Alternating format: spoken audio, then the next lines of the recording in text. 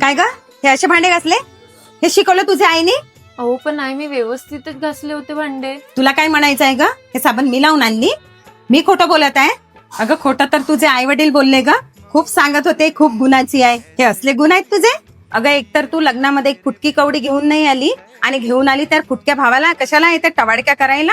आणि हो, तुम्हाला इथे राहायचं आहे ना तर माझ्या पद्धतीने राहायचं, नाहीतर इथून निघून जा. समजलं ना?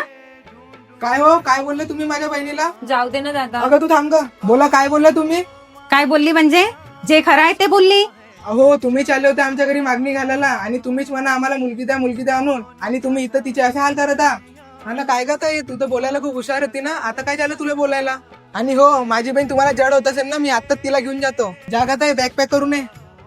हो, जा जा घेऊन जा. बघते मी पण किती दिवस सांभाळते तू आपल्या बहिणीला. तर जा. आणि एक गोष्ट लक्षात ठेवा, कोणत्याच भावाला त्याची बहीण जड नाही होत आणि मी आपल्या बहिणीला सांभाळू शकतो.